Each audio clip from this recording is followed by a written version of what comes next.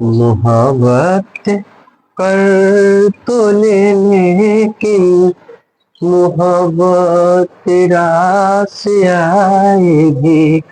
दिलों को रोज लगते हैं कभी जुल्फों के साए भी। हेलो दोस्तों, गुड मॉर्निंग।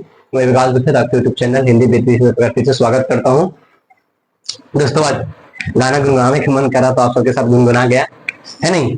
अगर अच्छा लगा होगा तो लाइक करिएगा, कमेंट करिएगा और कमेंट में ये जरूर बताइएगा कि जो मेरा गाना है आपको कैसा लगा, है कि नहीं। जरूर बताइए गाना कैसा लगा, ठीक है। देखिए ध्यान से, हम लोग क्या पढ़ रहे थे पिछले क्लास में, साइंस पढ़े। इससे पिछले वाला वीडियो हम लोग आप सबको क्रिया पढ़ा के दिए थे, क्रिया का एक टॉपिक डाला था, है ना। इससे पहले आप सबको बता देते हैं कि हमारा स्कूल मदर्स इंटरनेशनल स्कूल जो खाप महमदपुर के रोड में पड़ता है।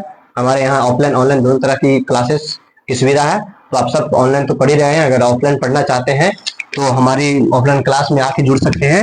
मैं एक नंबर देता हूँ 7634005548। इस नंबर पर कांटेक्ट कर सकते हैं। और एक विशेष बैच हमारा जो 10th के जो हमारे बच्चे हैं अच्छे नंबर से पास में, बहुत अच्छे अच्छे मार्क्स लाए हैं, है कि नहीं। तो उन सारे बच्चे और जो बच्चे हैं उनके लिए ये 5 तारीख से आने वाला जो 5 तारीख अप्रैल है उसमें क्या 5 तारीख से जो नया बैच ओपन किया हूँ 11th क्लास को। तो आप सब 10 दिन डेमो है, 5 दिन डेमो आकर के क्लास कर सकते हैं। कैसा लगता है आप लोग आगे जरूर देखिए कि हमारा जो डेमो क्लास है कैसा लगता है 11 के 5 तारीख से, ठीक है, 1 बजे से। अब देखिए ध्यान से, क्रिया कॉन्टेक्ट कर सकते हैं इस पे। क्रिया देखिए ध्यान से, क्रिया क्या बताए थे। क्रिया कहने का मतलब होता है काम। पिछले क्लास में पढ़े थे ना। क्रिया क्या होता है, जो काम का बोध कराता है। किसका बोध कराता है जी, काम का बोध कराता है, उसी को बोलते हैं हम लोग क्रिया। यानी कहने का मतलब है वैसा शब्द जिससे काम का बोध होता है ना, उसको बोलते हैं क्या, क्रिया। क्रिया दो तरह के बताए थे, एक कर्मक क्रिया और दूसरा सकर्मक क्रिया। अकर्मक क्रिया में क्या बताए थे, जो हमारा क्रिया है ना उसका जो फल है सीधा कर्ता पर पड़ता है। और सकर्मक में क्या बताए थे, जिसमें वैसा शब्द जिसमें क्रिया का फल कर्ता पे ना पड़कर किसी अन्य शब्द पड़ता है उसको सकर्मक बोलते हैं। अब हम लोग देखेंगे क्रिया के अन्य भेद भी होता है। जैसे पहला एक सहायक क्रिया है ना, बहुत इंपॉर्टेंट है। एग्जाम में यहाँ से बहुत सारे क्वेश्चन आते हैं ना। सहायक क्रिया, देखिए सहायक क्रिया अंग्रेजी में बोलते होंगे आप सब क्या, इज एम आर, जिसको मैं क्या हेल्पिंग वर्ब बोलते होंगे। Is am are were was, ये सब जितना सब आप सब पढ़ते हैं ना, ये सब क्या होता है, हेल्पिंग वर्ब होता है ना। अब देखिए सहायक क्रिया, कहता क्रिया वैसा क्रिया जो क्रिया के आगे लग के वाक्य को सार्थक बनाता है। यानी कि मुख्य क्रिया के आगे आकर वाक्य को सार्थक बनाता है। देखिए ध्यान से क्या बता रहा है, सहायक क्रिया वैसा क्रिया जो मुख्य क्रिया के आगे आकर वाक्य को सार्थक बनाता है। देखिए आप सबको इसमें आप इसका जो परिभाषा है ना सहायक क्रिया का, एग्जाम में आपसे नहीं पूछे जाएंगे। इसका एक परिभाषा नहीं पूछे, एग्जाम में तो पूछे जाएंगे। इसका जो परिभाषा जो मैं लिखा हूँ इसका परीक्षा बहुत कुछ हो जाता है, ठीक ना। लेकिन जो मैं बता रहा हूँ सबको देखिएगा। तो क्या बता रहा हूँ कि ये जो परिभाषा है नहीं पूछा जाएगा इसका एग्जाम्पल। जैसे में लिखा रहेगा सीता बाजार जाएगी, सीता बाजार जाएगी। आई बात समझ में। देखो ध्यान से, इसमें क्या है, या फिर इसे सिंपल कर लिखता हूं, सीता बाजार जाती है। देखिए सीता बाजार जाती है, इसमें आप सबको तो पता होना चाहिए कि ये कैसा क्रिया है, सहायक। ये कैसा क्रिया है, मुख्य क्रिया है। मुख्य क्रिया, जाना क्या है जी, मुख्य क्रिया। जाती है यानी कि जाना इसमें क्रिया हो गया, मुख्य क्रिया है ना। अब इसमें जो है लगा हुआ है ना, है ये सहायक क्रिया। ये कैसा क्रिया है जी, सहायक क्रिया है ना। अगर इसको आप मिटा देते हैं तो सीता बाजार जाती अर्थ निकल रहा है पूरा, नहीं पूरी तरह से स्पष्ट अर्थ नहीं निकल रहा। तो वही सहायता करता है, ये क्या करता है, क्रिया को क्या करता है, सहायता करता है। किसके वास्ते, ये वाक्य को नहीं, ये वाक्य को सही अर्थ बनाने के लिए या फिर वाक्य को सार्थक बनाने के लिए जो हमारा सहायक क्रिया है ये क्या करता है, मदद करता है। जैसे लिखेंगे शिकारी ने हिरन को मार डाला, शिकारी ने हिरन को मार डाला। देखिए ध्यान से, इसमें जो मुख्य क्रिया हो गया ये इसमें मारना हो गया। क्या हो गया दोस्तों, मारना हो गया, ये मुख्य क्रिया हो गया। और जो डालना है ना ये क्या हो गया, सहायक क्रिया हो गया। क्या हो गया, ये सहायक क्रिया हो गया। आई बात समझ में। तो मारना क्या हो गया, मुख्य क्रिया, और डालना क्या हो गया, सहायक क्रिया। ये क्या करता है, अब इसे देखो ध्यान से, यहां पढ़िएगा। शिकारी छूट गया ने, शिकारी ने हिरन को मार, शिकारी ने हिरन को मार, अर्थ निकल रहा है नहीं।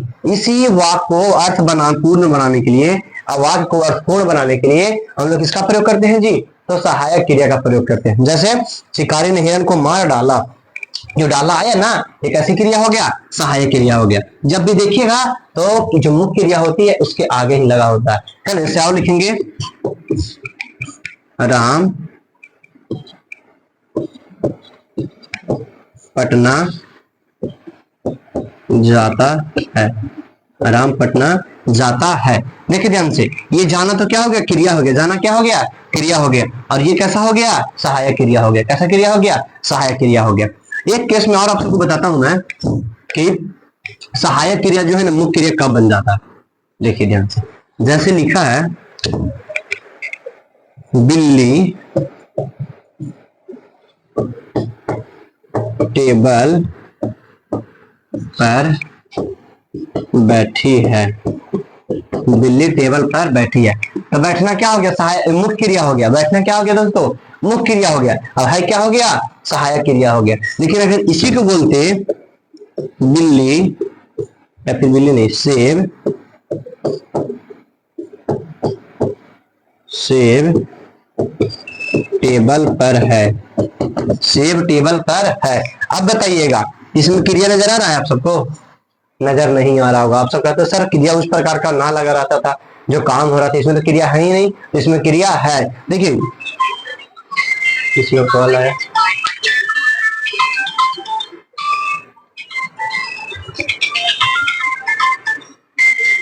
किसी का कॉल है, ठीक ना।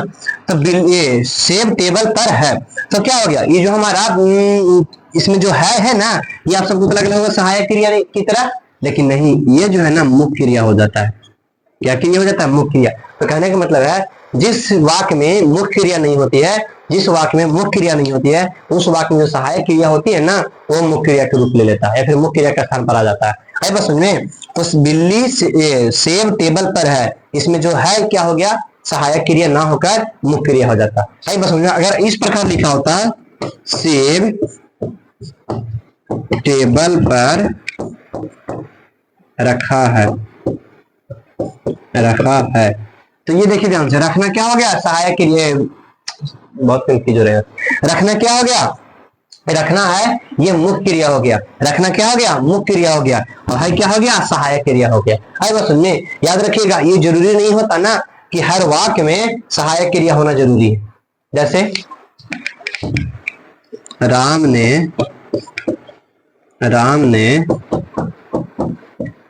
रावण को मारा, राम ने रावण को मारा। इसमें देखिए ध्यान से, मारना हो गया, मुख्य क्रिया हो गया, मारना क्या हो गया, मुख्य क्रिया। इसमें सहायक क्रिया कहीं पर है, नहीं है। अरे बस सुनिए, तो ये जरूरी नहीं होता कि हर वाक्य में सहायक क्रिया होता है। ये जरूरी होता है कि हर वाक्य में मुख्य क्रिया होता है। बिना क्रिया का अर्थ हो ही नहीं सकता। जो बिना क्रिया का वाक्य जो है ना, संपूर्ण हो ही नहीं, अर्थहीन वाक्य हो जाएगा। अरे बस समझ में। तो ये हमारा रहा सहायक क्रिया, जो क्रिया के आगे लगकर उसका अर्थ अर्थहीन से अर्थफुल बनाता है, फिर अर्थ यानी कि मीनिंगफुल बनाता है, ठीक ना। ये हमारा होता है सहायक क्रिया। जैसे बिल्ली टेबल पर बैठी है, बैठना हो गया क्रिया, और है क्या हो गया, सहायक क्रिया, है ना। सेब टेबल पर है, ये इसमें जो मुख्य क्रिया है ना, सहायक क्रिया जो है ना, मुख्य क्रिया का रूप ले लेता है, ठीक ना। तो आगे देखते हैं हम लोग अब अगला दूसरा सहायक क्रिया। तो समझ में आ ही गया होगा सबको, कमेंट करिएगा। अब देखिए ध्यान से, एक होता है सहायक क्रिया के अलावे होता है कथी, प्रेरणार्थक क्रिया।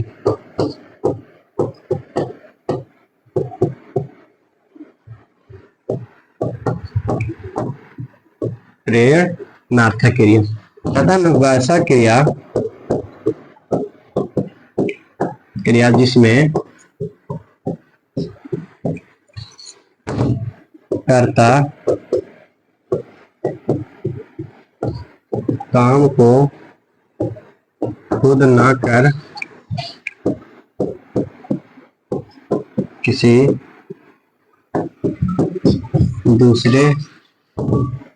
दूसरों या दूसरे से करवाता है। देखिए प्रेरणार्थक क्रिया में क्या होता है, वैसा क्रिया जिसमें कर्ता जो होता है ना काम खुद ना करके किसी दूसरे व्यक्ति से करवाता है, उसी को बोलते हैं हम लोग प्रेरणार्थक क्रिया। जैसे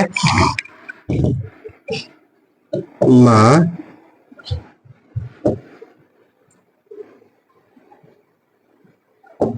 बच्चों को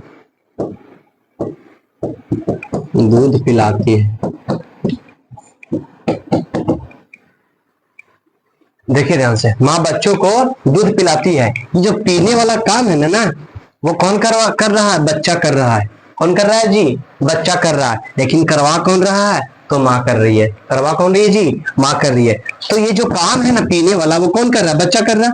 लेकिन कर कौन रहा है, माँ। तो ये जो पिलाना हो गया ना, पिलाती हो गया, एक आती हो गया सहायक क्रिया हो गया। कैसा क्रिया हो गया जी, ए यार प्रेरणार्थक क्रिया हो गया। कैसा क्रिया हो गया, प्रेरणार्थक क्रिया हो गया। यानी कि ये जो हमारा पिलाना हो गया ना, ये माँ तो पिला रही है लेकिन पी कौन रहा है, ये पीने वाला काम कौन कर रहा है, बच्चा कर रहा है। अरे बात सुन में, जैसे शिक्षक बच्चों से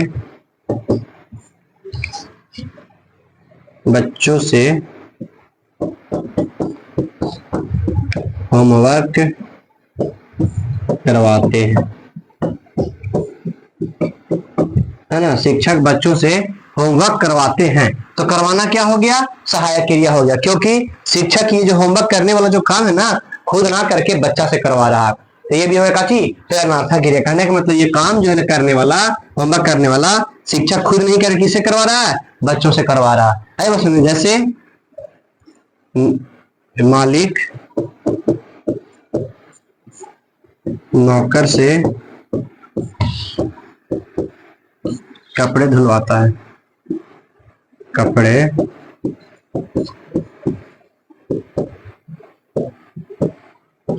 धुलवाते हैं, है ना। देखिए मालिक नौकर से कपड़े धुलवाते हैं, तो धो क्या चीज, जो कपड़े धोने की बात है वो मालिक खुद धो रहा है, नहीं करता तो ये है, लेकिन करने वाला कौन है, नौकर। धोने वाला जो काम है ना ये कौन कर रहा है, नौकर कर रहा है। यानी कि जिसमें जो करता होता है, मुख्य जो करता होता है वो काम को खुद ना करके किसी दूसरे से करवाता है, सेकंड पर्सन से करवाता है, उसी को हम लोग क्या बोलते हैं, तो प्रेरणार्थक क्रिया बोलते हैं। कैसी क्रिया बोलते हैं, प्रेरणार्थक क्रिया बोलते हैं। अगला देखते हैं हम लोग द्विकर्मक क्रिया, जिसमें देखिएगा वाता लगा रह जाएगा, करवाता है, लिखवाता है, पिटवाता है, मरवाता है, सुलाता है, ये सब क्या हो गया, सब ये प्रेरणार्थक क्रिया हो गया। तीसरा का चीज कहता है द्विकर्मक क्रिया।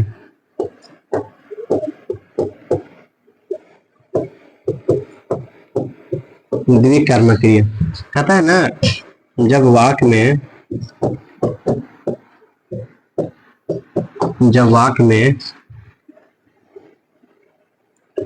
एक कर्ता एक क्रिया समाप्त कर दूसरी क्रिया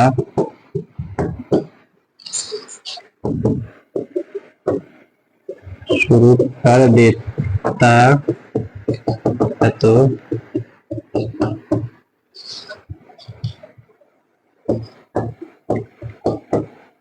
द्विकर्मक क्रिया कहलाता है। आज बहुत मिस्टेक हो रहा हमसे ना, द्विकर्मक की जगह प्रेरणार्थक लिखने जा रहे थे, तो ऐसा लग रहा है ना। द्विकर्मक क्रिया देखिए कहता जब वाक्य में कर्ता एक काम को पूरा करके तुरंत दूसरी काम को शुरू कर देता है। एक काम को पूरा कर दिया और दूसरा काम को शुरू कर देता, तो द्विकर्मक मतलब कि एक ही वाक्य में दो कर्म होता है। जैसे राम खाना खाकर सो गया। राम खाना खाकर सो गया। देखिए ध्यान से, इसमें जो करता है राम है, ठीक ना। ये जो काम कर रहा है सबसे पहले कुछ किया, खाना खाने वाला काम किया, तो खाना खा कर क्या कर लिया तुरंत सो गया। तो सोना क्या हो गया, दूसरी क्रिया हो गया, और ये कैसी हो गई, पहली क्रिया हो गया। ये पहली क्रिया, तो ये जो है ना ये हो जाता द्विकर्मक क्रिया का एग्जाम्पल। कैसा क्रिया हो गया, द्विकर्मक क्रिया का। ये हो गया पहली और ये दूसरी क्रिया। जैसे में लिखेंगे सीता नहाकर पूजा करने लगी। पूजा करने लगी। देखिए सीता का ये कर्ता हो गया, नहाना हो गया का द्विकर्मक क्रिया, पहली क्रिया, और पूजा करना दूसरी क्रिया।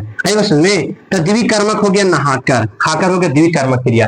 यानी कि जिस वाक्य में पहली क्रिया समाप्त होकर दूसरी क्रिया चालू हो जाती है उसको हम लोग क्या बोलते हैं? द्विकर्मक क्रिया बोलते हैं। ठीक ना? तो एग्जाम्पल बता सकते हैं, बच्चे पढ़कर सो गए, बच्चे पढ़कर सो गए, तो इसको भी बोलते हैं द्विकर्मक क्रिया। ठीक ना? तो आज इतना ही, मेरे को थोड़ा सा अजीब सा लग रहा है, बोलने का कुछ विभाग कर जा रहा है, इसके लिए मैं समझ चाहता हूँ सबसे। अगर अच्छी लगी वीडियो तो लाइक करिएगा, कमेंट करिएगा और अपने दोस्तों के साथ शेयर करिएगा, ताकि हमारी जो वीडियो है अपने दोस्तों के साथ शेयर करने से आपको भला हो और आपका दोस्त का भी भला हो और साथ साथ मेरा भी भला हो। ठीक नहीं? और लाइक कमेंट जरूर करिएगा कि आप सबको कैसा लगा। तब तक के लिए जय हिंद, धन्यवाद।